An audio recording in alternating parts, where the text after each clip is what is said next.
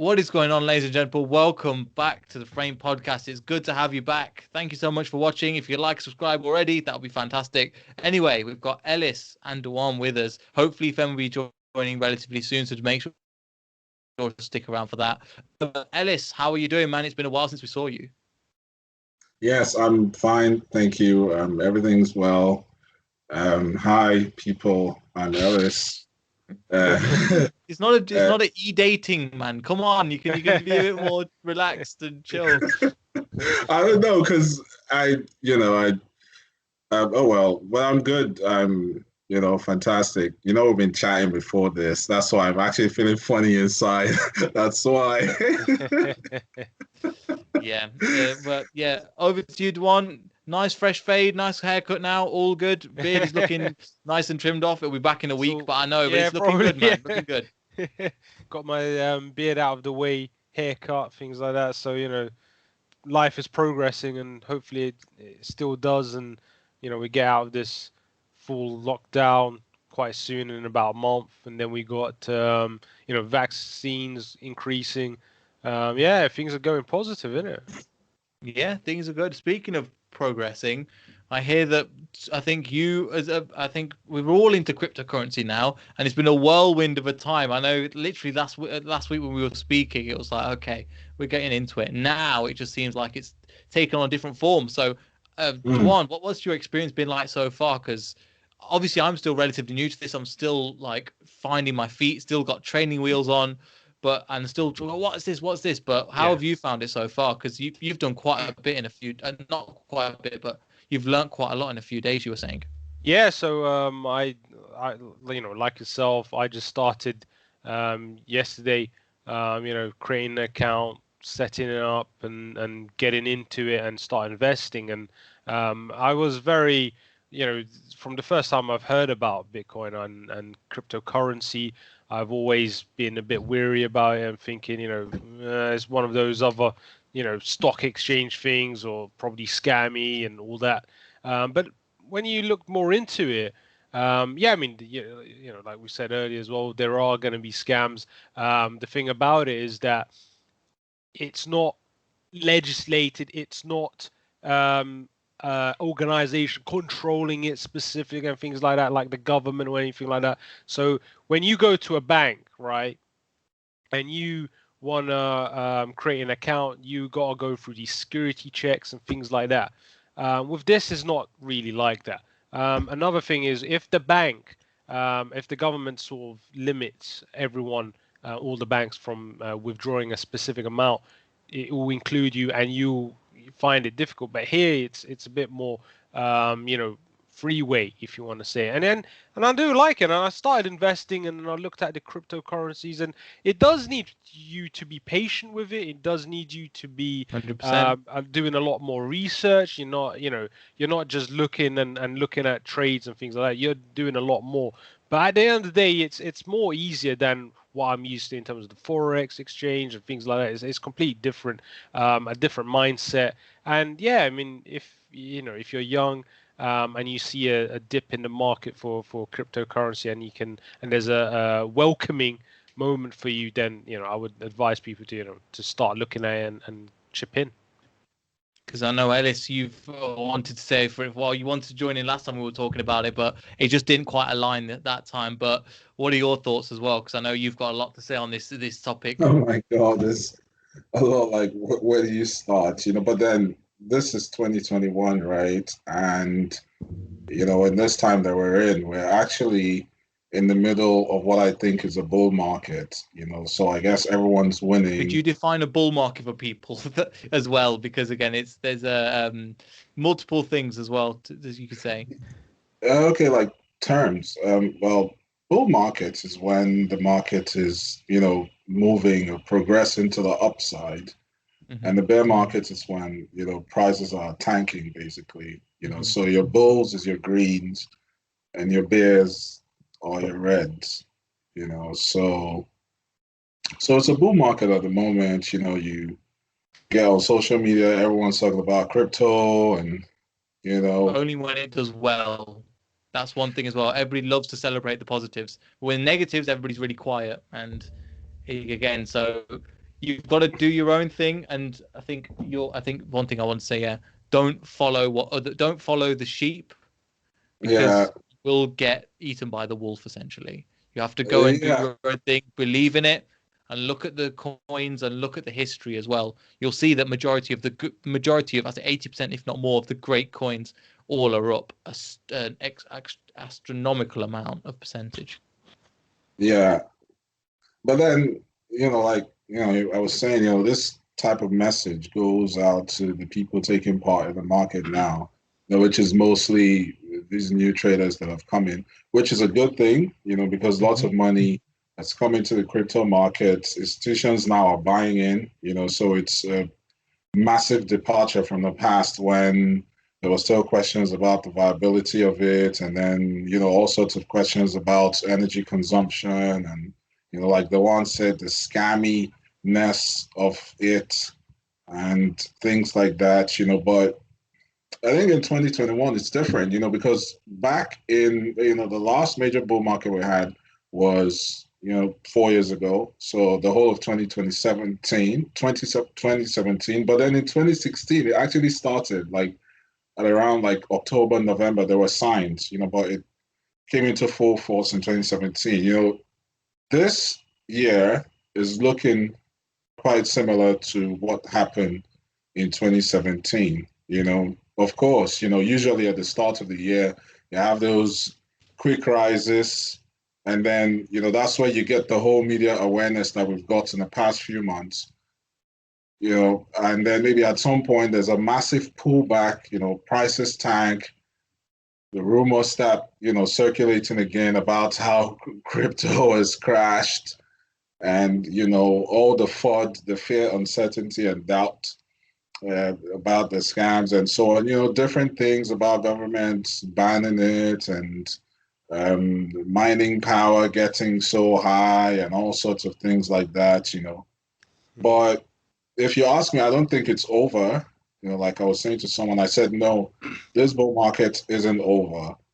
Lots of people are still going to make gains. If you ask me, I'll say, go invest now. Like in May, you should be buying some crypto at least, because, I mean, what's the point? Do you just want to sit down and keep listening to like mainstream media narratives about cryptocurrency for Bill stuff Maher.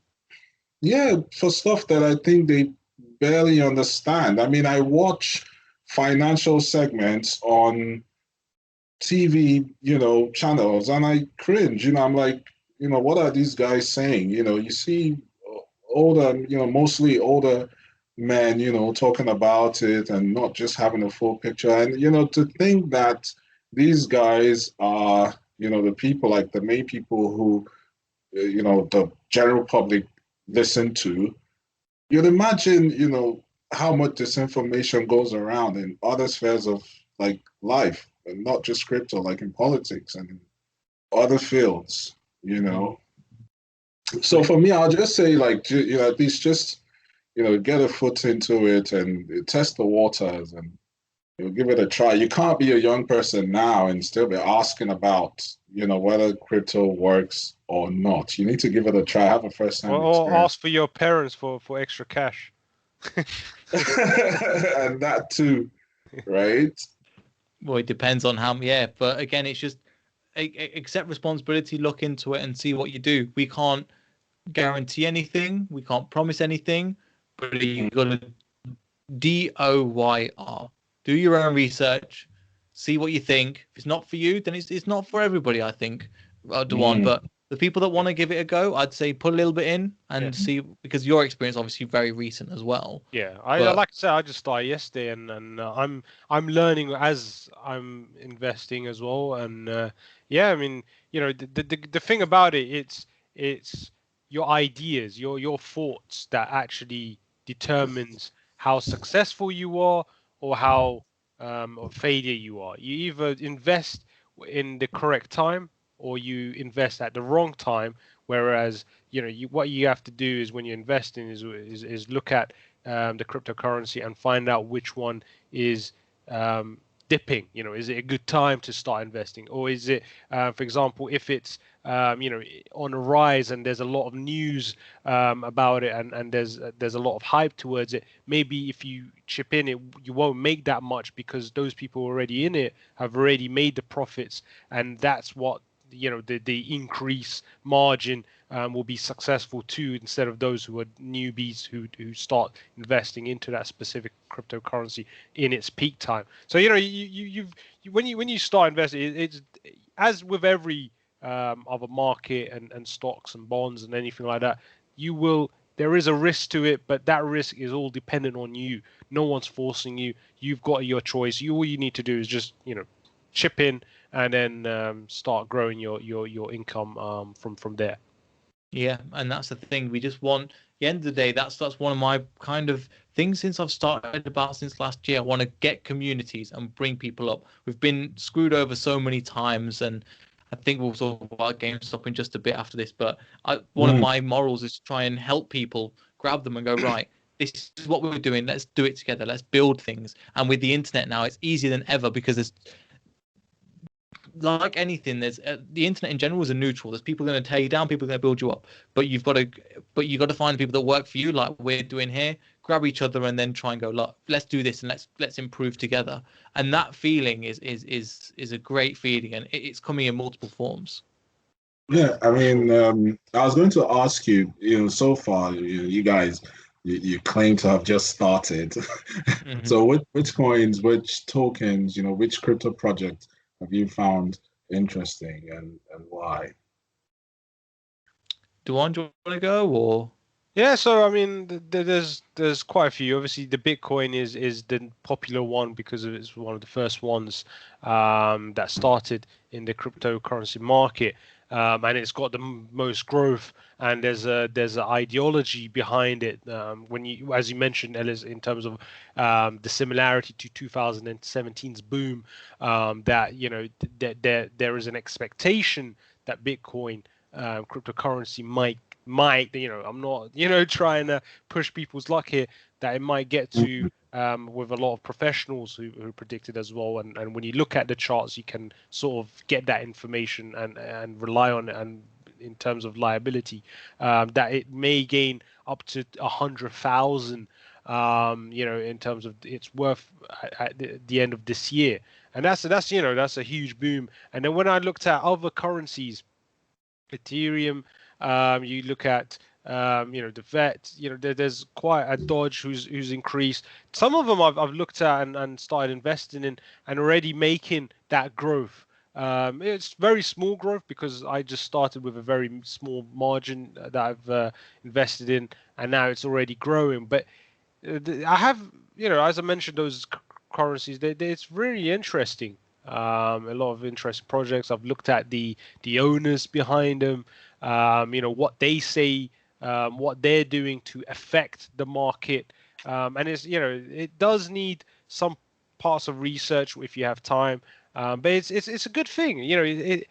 While you're home and especially during this lockdown, I think especially the last few years, especially from the first lockdown, it would have been nice to start investing from then, because you had a lot more time to invest and research stuff. But now is still a good time to even start anyway. Neil,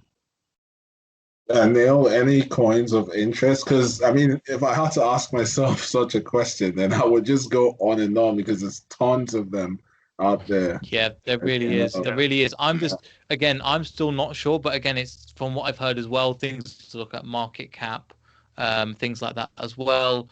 So the main one so the few that I've got in, obviously Bitcoin, Ethereum probably make up the majority. Still, I believe that they will be in the short. Bitcoin will be in the long term. Ethereum might be in the short term. Ethereum Classic, I've got some in. I've got Chainlink is another one that is going quite well with me at the moment. Very steady, but it works really, really well. Which one else have I got? Cortana, another ADA. I've been keeping an eye on Binance Coin as well, and CRO I've got some in as well. So kind of, and there's a few more, but that's the majority of what I've got it in.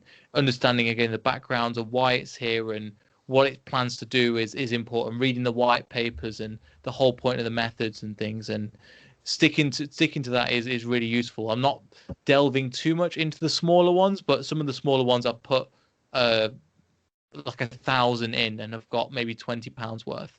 And if it fails, then it fails, and if it works out, then fantastic. There's another like space, because crypto, the whole space keeps evolving. So now you have, just like you have NFTs, is decentralized finance, so there's protocols that exist in that space, like YFI, like Compound, like Maker. There's so many of them like that. Now, decentralized finance for me, I think is very interesting proposition. I mean, if you think about the world, we talk about banking and finance and stuff like that. Another thing, that the crypto revolution is opening a lot of people's eyes to is the fact that lots of people have never been interacting with the financial systems. I mean, to the maximum possibilities or whatever, like, to the point where you can maximize and actually make gains. There's lots, many parts of the world that people don't even have simple bank accounts. Yeah. And even lots of people that have these bank accounts are really not interfacing with the system, well enough to be able to maximize, profit on their assets or other forms of capital that they might own. So lots of people just have money, lying, doing nothing, basically waste.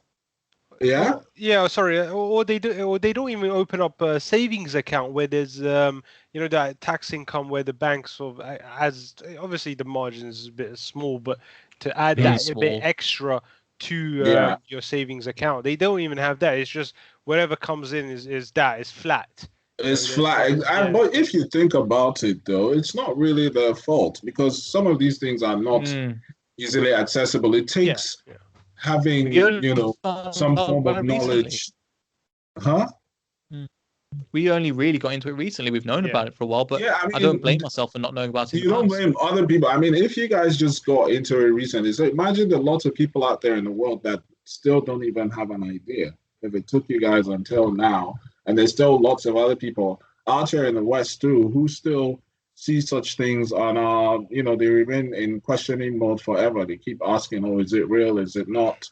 And then think about the other parts of the world that are far less developed, so the possibilities are quite huge. When we talk about decentralized finance, like I was saying earlier, now you can actually stake money, you can contribute money to a pool, you can lend money to other people, gain interest, on your money. And you could also take loans, collateralized loans with some of these, your crypto assets. So for instance, on some of these decentralized exchanges, let's say you have Ethereum, you could actually deposit your Ethereum and mint currency, like stable coins, flat, like your USDT and DAI and USDC, like the stable coins that go one for one to like the US dollar. So if you have assets, what do you do with them? Your assets are supposed to work for you. You don't just eat up your assets, so to speak. You just leave them. Yeah. And in traditional systems, the reason I feel, a lot of people don't even try to look into these things is because of the whole complexity of it. Imagine walking to an office, a bank, or a financial institution, and all the people you have to meet and talk and ask all sorts of questions, and all the stuff, the print you have to read, and the complications here and there, and certain requirements you're supposed to meet just for you to be able to access. I mean, during the GameStop situation, I think at a point, the U.S. Treasury Secretary or so, or some top official of the government in that, in that department, like the finance treasury department, I think they did something like create new rules for people who could invest or not invest in something. So maybe you had to have like a certain amount, maybe like $200,000 before you could access certain investments. Yeah, which is, that's what I say to people. If GameStop did not open your eyes to these realities, then I don't know what you're doing. That was the whole point of GameStop. It wasn't just about the memes and the fun about, money go up and stuff like that. Yeah, yeah. As Like they about say in sending a Bitcoin. message. Yeah, in Bitcoin, they say it's NGU, number go up technology, NGU technology. That's what Bitcoin runs on. I mean, we all expect it to rise higher, don't we? But like I was saying, and then these things you require all sorts of I mean, apart from those other, regulatory requirements, even simple things. Think about people in, less developed communities. They don't have certain documents to prove that they're this or that. When you use the phone, when you interact with the internet, you don't need any approval. You just go ahead.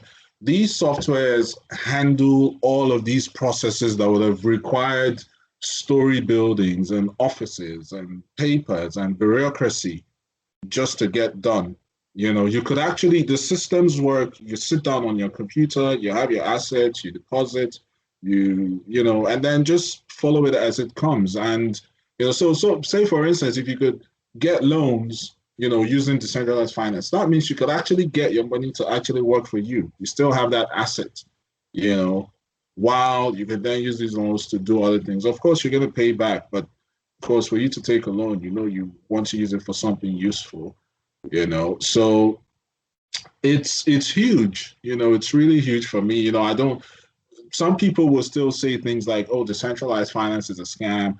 I mean, because of certain things like you could get vulnerabilities in the code. So if people, because these softwares are open source, that's the point. Yeah, yeah. And when we even say decentralized, a lot of these systems are not 100% decentralized. I think that's what gives Bitcoin the edge. People say things like, if Satoshi Nakamoto still existed and we knew who he was, maybe Bitcoin wouldn't have taken off the way it did, which kind of makes sense. Same thing with Doge. I hear that the founder of Doge, he walked away from the project, and I think people tried to interview him or something, and he said he didn't want to be associated with. I'm not saying people should do that to their businesses, for instance, but what I'm saying is the more decentralized, especially in the crypto world, the more decentralized your application or protocol appears to be, the more credibility that is bestowed upon it. You know what I mean? So, say something like Bitcoin. Of course, we know it's totally decentralized. There's no CEO of Bitcoin. That's also another issue people have in the crypto space, because you have all these venture capitalist guys invest in some of these projects, and even before the tokens are launched, some people get special privileges, maybe the ability to buy tokens at much cheaper prices before they hit exchanges, for instance. So what you're buying on Binance is probably like 20x from the original ICO or whatever, the starting price of the token, things like that. So I mean, what I'm trying to say is, it might seem a bit chaotic, this whole crypto thing, but I think it's still important to be ignored. Yeah, Yeah. I definitely agree. So as well, especially in terms of, like you were saying, GameStop and what they did and about sending the message. And as you were saying, it's this decentralized, but why our current system isn't working for us anyway? As I was saying before, when I was looking into the history of it and kind of going from the gold standard to the the petroleum petrodollar, but now that's kind of tanking Yeah, in the itself. petrodollar, yeah. So there's things like that I'm like, okay, and the UK is tied up in that. So I was thinking, right. So I think I said on the podcast last time, it's not just about investing in making myself better, even though that is the case. It is about sending a message, which is we're not going to put up with Well, this anymore. for a lot of young people, that's what it is, which is a Banks good aren't thing. what they used to be. We're going to have negative interest loans in the next 10 years. We're going to have to pay to put money in the bank, which is crazy. When you could put that same money somewhere else for free and make money from it. And the banks, again, they're coming up to a zero. It's pretty much, there's a super save or something, was like 0.5%. That's just, and you have to invest a certain amount of money and keep it in.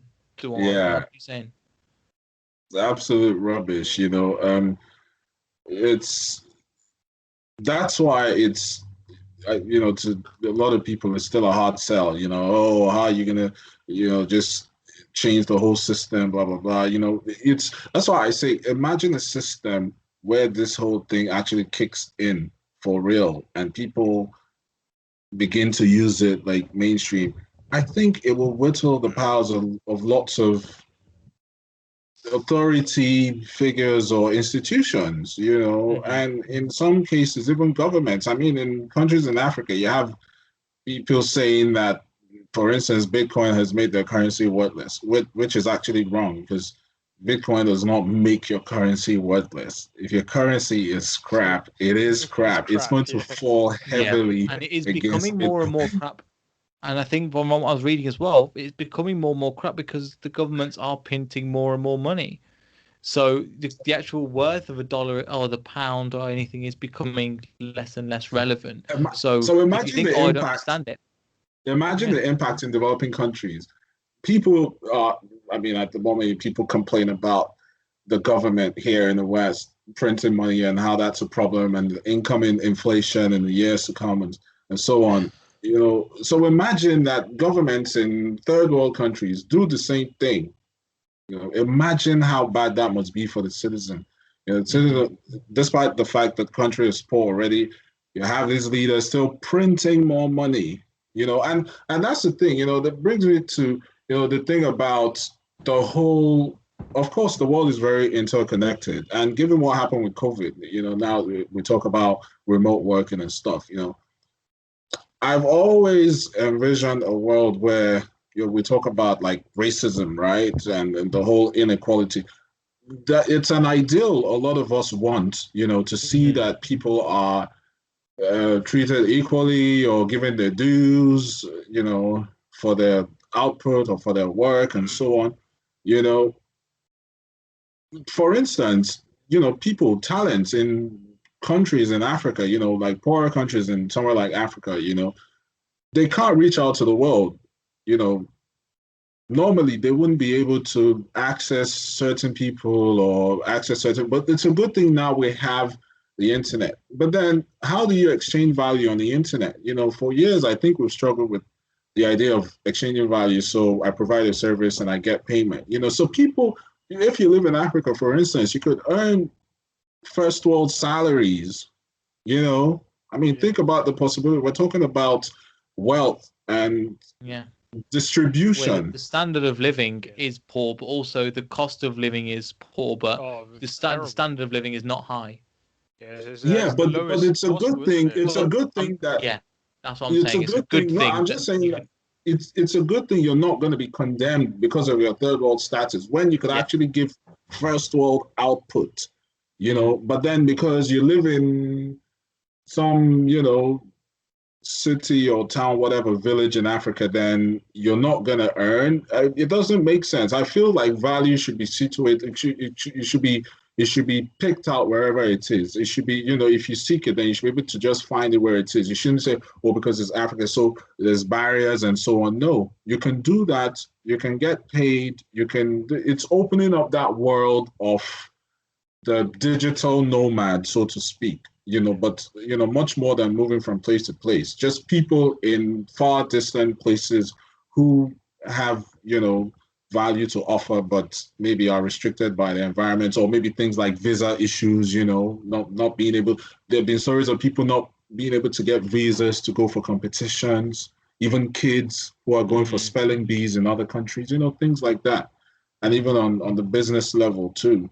So these are some of the things that, I think we should be excited about, and then just everyone, especially for me, young people who are trying to navigate the world as it is. I mean, people would argue that the young people of this time are really disenfranchised. Like, say someone like me, a millennial, and I've been around for a minute. So they say, oh, there was 9/11, and then there was the economic crash of 2008, and then now there's COVID, for the Gen Zs. I think these things have had significant impact on these generations of people.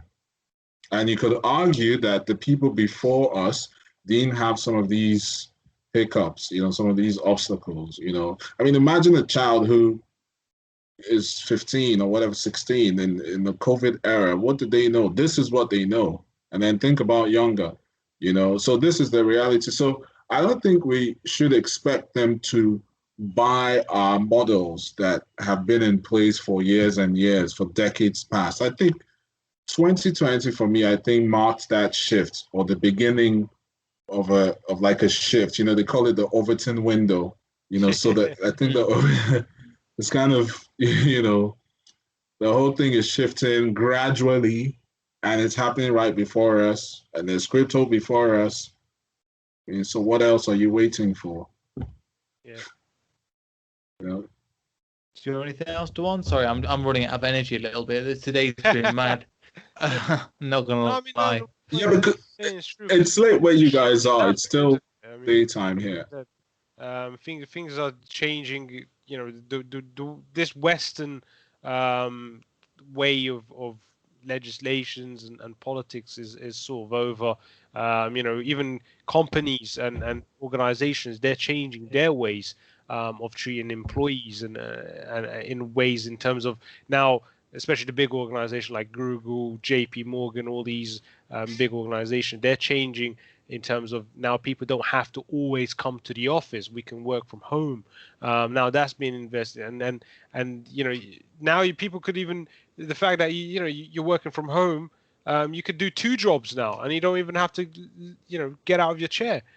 So things are changing for the better, and COVID has obviously made a huge effect on that, on our lives in many ways. Obviously we've also understood more about the importance of life in terms of how important the togetherness of people is, the fact that we've been locked away and staying away from people because of this lockdown, and the fact that we couldn't even go to the office, and how much we appreciated what we have and own, and that sort of togetherness and family that we have, that many people are suffering in terms of loneliness, and that there's a lot we've learned from this pandemic, and one of them is also now the government have it to change their ways because now people are protesting and making a movement on any matter.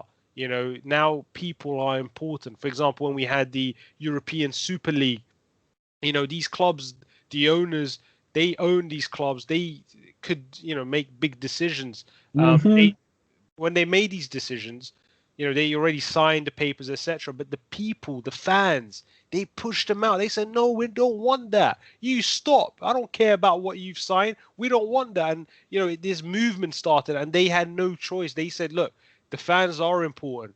We made a mistake. We're going to stop it, and we're going to cancel it. And look at them. They now the fans want them out.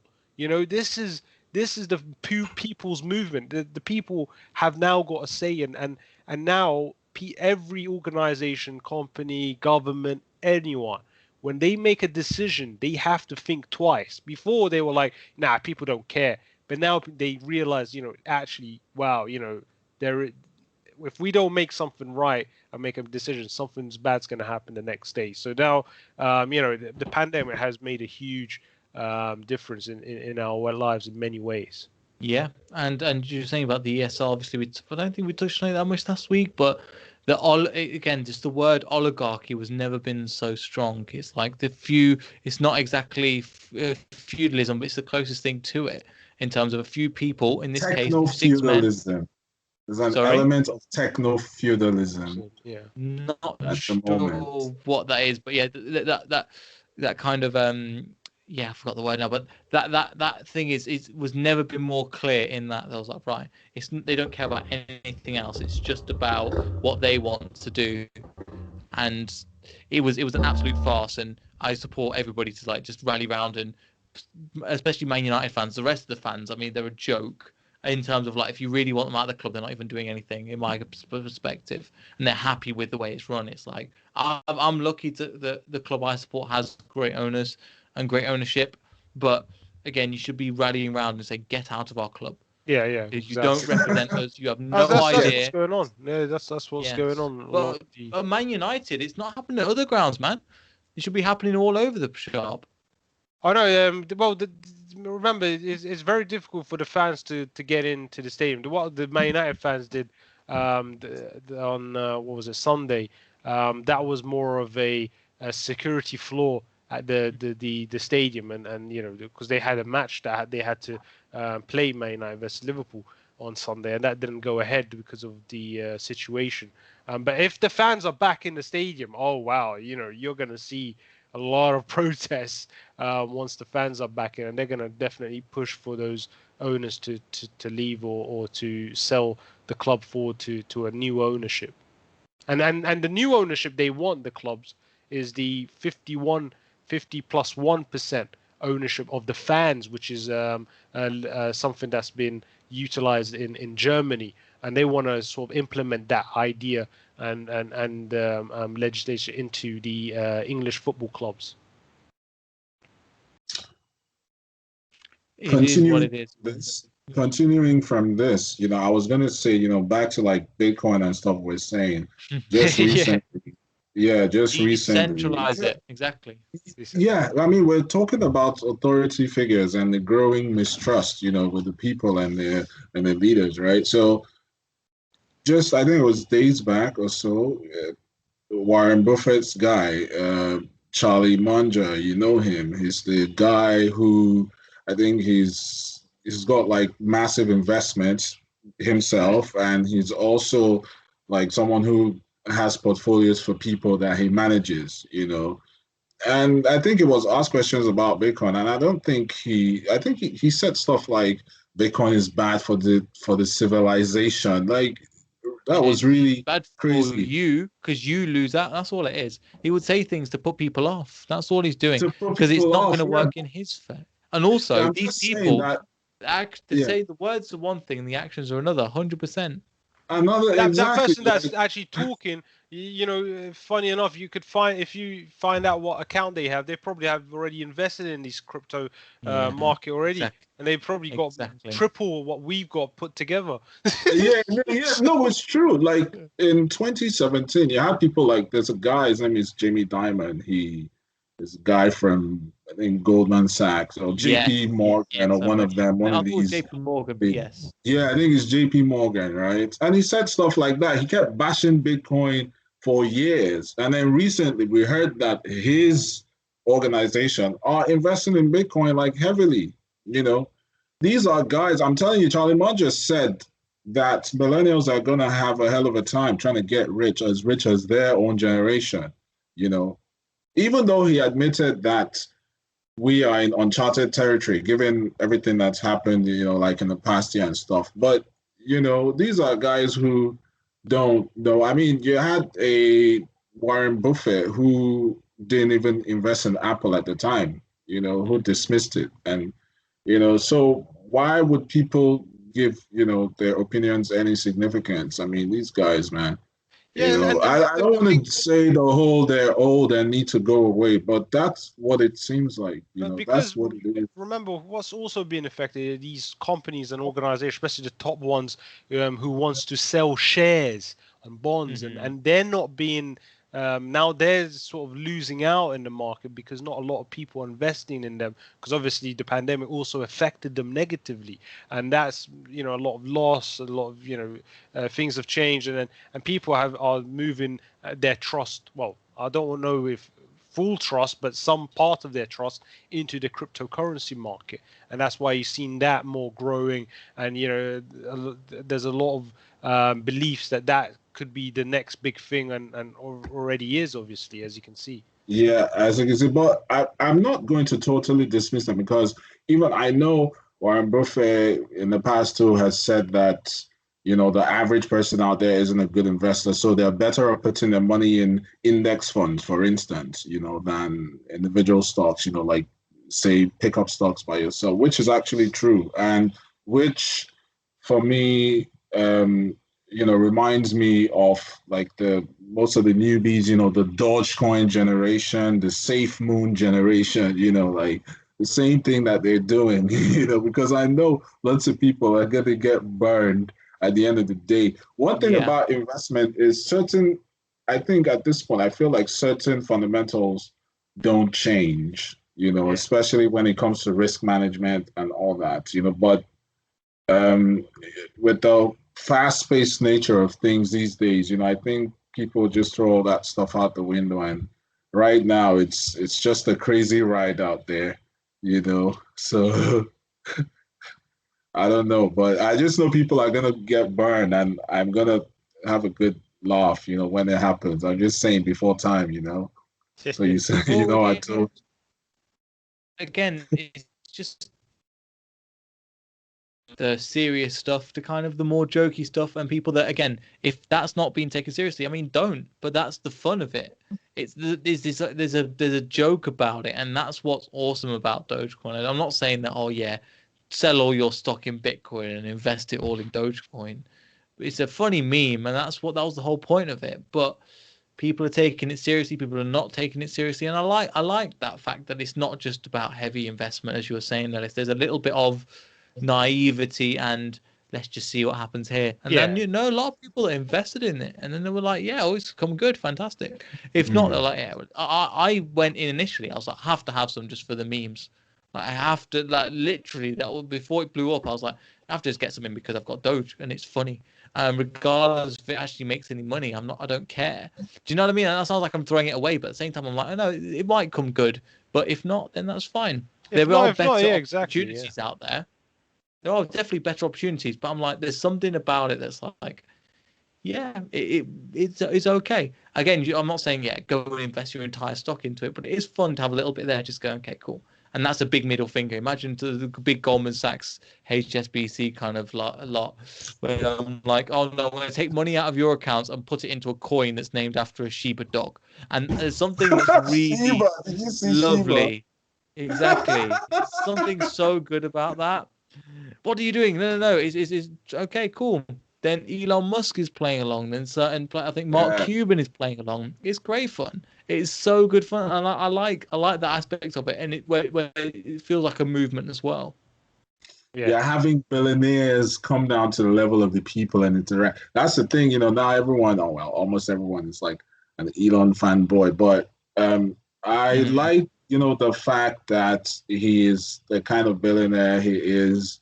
And I mean, I'm not saying he's on the same side as the ordinary person on the street, not Yeah. necessarily, but at the same time, you can relate. Like, I think, when people speak about the rich, sometimes, they go hard on them too much in the sense that it's always, oh, the rich versus us, forgetting that some people that are rich still have to go against the so-called boogeyman, whoever that is. They still have to struggle with some of these things. I mean, the fact that they have more numbers, in their bank account on the screen or whatever, does not make them fundamentally different from you in terms of, experience with the society as a whole. Hmm.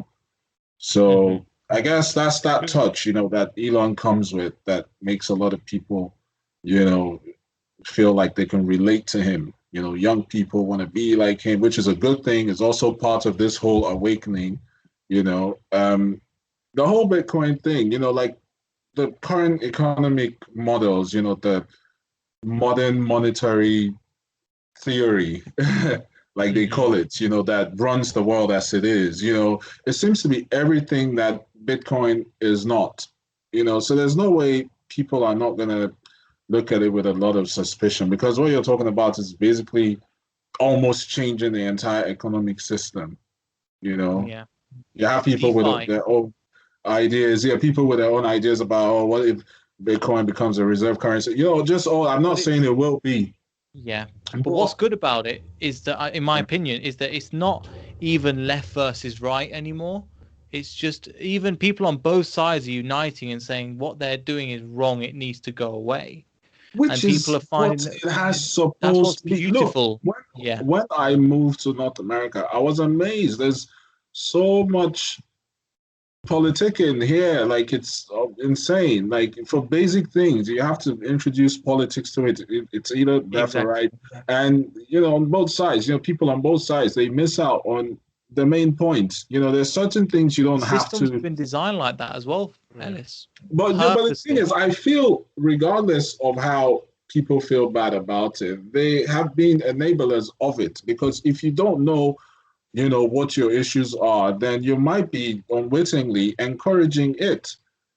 So it's only now, that people have started to question, and, if you come to that realization that, oh, I've been living in the dark all the while, then you should do everything, that you can to try to get yourself out of it, the old systems, for instance, you make losses and then the people have to bear the losses, and then you socialize those losses for the corporations that you feel are too big to fail, so to speak, because you feel that they are the foundation of your country's economic system or whatever, and it has not been fair. So over time, despite all the booms and busts, say, for instance, the salaries of CEOs have never gone down as a result. Their bonuses, I don't think, have been really taken away from them. You know what I'm saying? So exactly. So that's why this whole idea is gaining a lot of traction. Even now, they're talking about CBDC, like, government approved stable coins, and, well, I don't know how that one's going to kick up. I feel definitely someday we're going to have like digital coins, issued by government, but I think the idea of decentralization will still remain. I mean, a stable coin is just a stable coin. It doesn't change anything. It's just, see, digital anyway. Government officials have admitted to printing money. They just print money on the screen. That's it. They don't need to print the like physical we do money. exactly. It's not even printing money. It's just like we print paper. Like, yeah, do you want 40 copies? Sure, let's get 40 copies. It's like you at work when you've got no responsibility for that. It's like, yeah, I'll print out. Okay, I've got a couple more extra. Who cares? It doesn't matter. It doesn't have any meaning. It doesn't actually. It's not worth anything. So, for me, it's a huge thing. People will say things like, like I was saying, imagine systems, like working systems where, like remote working systems where maybe you would have AI avatars, and the other worker does not have to know anything about you, your location, your nationality, your accent, whatever, your color, just the fact that you could do your work,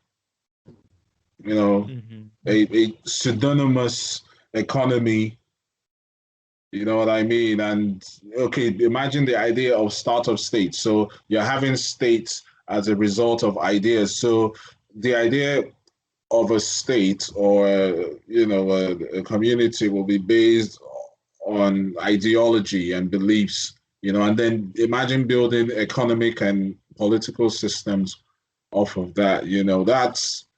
These are possibilities, and trust me, and I say this like it would possibly happen in our own lifetime, so so that's the thing. There's a lot, man. I think we should just be optimistic, and I'm really looking forward to see what's coming in say the next 5 years or so. Yeah. It's gonna again, in the pandemic sped that up almost, in terms of there's a lot of change that we've spoken about on this program, where obviously the big squishy bit in the middle that costs a lot of money, which is the humans, are the bit that's getting in the way the most in terms of development, in terms of abilities of companies not being able to run as efficiently as possible and things like that. So in this case, I just find it's fantastic in terms of the way that obviously certain things are developing, but we are going through systemic change, and that's really, really interesting, I think. Ron, have you got anything? Or no, that's we've said as much as we can about it. It's been a famous topic for the last many years, but this year especially, a lot more people have invested. And I believe part of it is also the people who've started investing in it are those who have been working from home and saving that extra money and happy to lose whatever they have into this market. So yeah, I mean it's interesting. It's looking good, and yeah, we'll see how it turns out come end of the year. Yeah, we will see. Anyway, we're gonna wrap this one slightly. Sorry for everybody. I've had a busy week and just been recording a lot of stuff recent, so if you've enjoyed this so far, again, if you want this more kind of stuff, let us know in the comments down below. We'll try and get to as many of your comments as possible. But yeah, thanks for the love. Ellis, Dewan, any final thoughts before we finish up? Go out and win. You've heard it from the master himself. Go out and win, ladies and gentlemen, in whatever way you can do. But yes, thank you so much for watching, and we'll see everybody in the next podcast. So from me, Dewan, and Ellis, goodbye. Thank you. Yeah.